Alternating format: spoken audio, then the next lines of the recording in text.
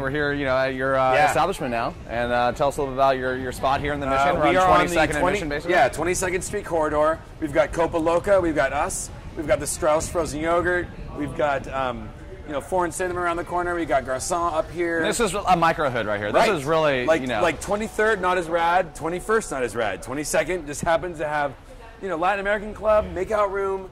Everything. Boogaloo, hipster breakfast. The Skechers. I mean, come on, there's a Skechers right next door. That's not part of it. Oh, come on. All right, and neither is Popeyes, but that's cool. That's and there's a Popeyes. It is.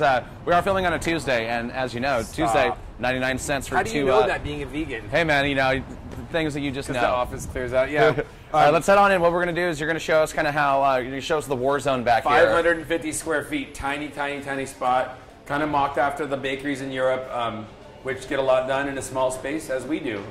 We bake basically 750 to maybe 1,500 cupcakes a day here. We're heading into the kitchen here of Mission Minis. When we bake these 8 to 10, 8 to 12 flavors a day, which you can see some of in here, and you've kind of taken some photos of those already, yeah? And over here, we have some delicious caramel ones you were just trying out too. You're kind of experimenting this company, with some caramel. This guy Michael from Goat Milk Caramels, he's all into just goat milk stuff, and he gave us all this goat milk product, goat milk caramel in a jar, goat milk caramel in a jar mixed with bourbon, little candies, butter made with goat milk, cream cheese made with goat milk, and he wanted just a goat milk cupcake from top to bottom, especially and obviously including his goat milk caramel. So we busted these out. I think it's an event he's doing, but I love that, and that would be maybe a mini we would offer for like $2. Yeah, we're considering like a $2 line that includes like a salted brown butter caramel or a coffee hazelnut crunch or this crazy goat milk. Yeah, looks delicious. And this is the vegan one right here, by the way. That's the vegan banana. And this is actually so all you hippies like myself out there, you can. The glaze turned out really nice on this. It's really a crapshoot each time you do it. And this one's also the vegan one? Oh, word. You can just see sometimes the glaze settles into the cakes more. Sometimes it sits on top. It's all about the temperature outside, how hot the cakes are when we wax them, all that. This is a real popular cupcake. This is a cinnamon horchata. We get the horchata fresh made every day from Francisco at El Metate, a really cool taqueria down the street. These are really a favorite of the whole hood and all the cupcake lovers, blueberries and cream. So let's check out how it goes down. Yeah, let's look at this action. We have these 2 mixers that are like the KitchenAid mixers.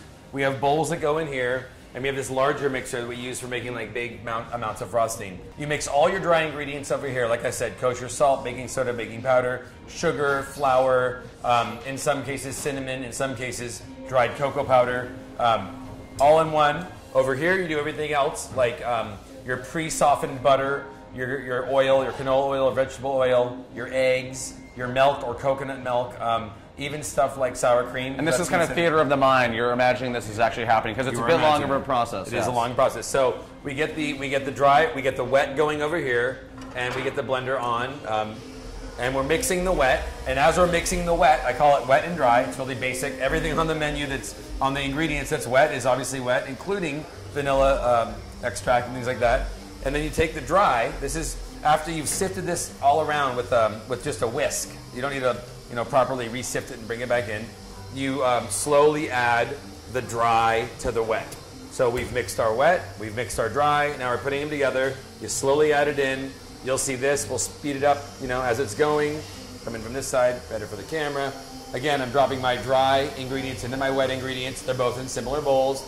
You get it up going pretty good. You don't want to over mix it. Once it gets to a place where all the ingredients have been married together and they've all mixed together, that's basically your cake batter. These are all filled in. This counter is covered with 8 of these, and we cut the tip and we fill these up about halfway. Okay. Just with batter. Okay. They go in the oven and they come out looking like, basically like this. As they rise a little bit with only about a half a cup. Right. Obviously without the icing. So they rise up. I like them to kind of ball up and come. This is a great example. They're not hi-hatting, where right when it comes out of the liner it hi-hats. Okay. That means the leavening agents weren't properly mixed. Leavening meaning what helps rise it, or helps it rise. But it doesn't ball up so much that it explodes, So these are all perfect examples. A lot of cupcakeries are cool with their cupcakes being below the liner.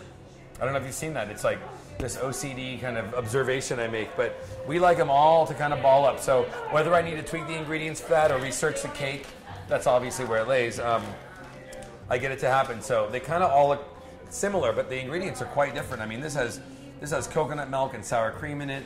This is, has fruit in the, so all these things are wild cards in the cake, and you've got to tweak it accordingly so that you do get kind of a similar looking product. High-hatted cupcakes aren't bad. Cupcakes that don't come above the liner don't taste bad. It's just the way I want them to look. It's just a stylistic thing. Right, exactly. There you go.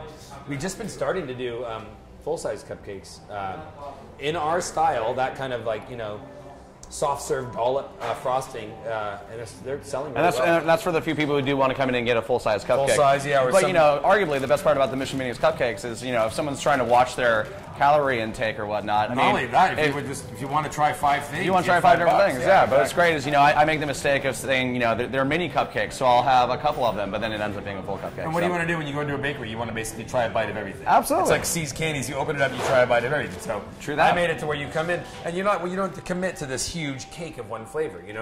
Although these do look really good. Yeah, they do look good. You bite into one of it, and you're like, okay, I like the chocolate, but I don't want to eat a whole chocolate one. Whereas you pop in these other fall flavors with the minis. Absolutely. There you go. Thank you so much for taking the time out. And again, we're here at Mission Minis. Address one more time so people are they're watching online. Mission Minis, 3168 22nd Street between Mission and Cap. In the corridor with tons of other awesome eats and desserts and drinks and whatnot. All right, and this has been the Get Your Yelp On podcast webisode type thing that we do here. So yeah, thank you, Brandon. Yep. All right, word. Awesome, Ruggie.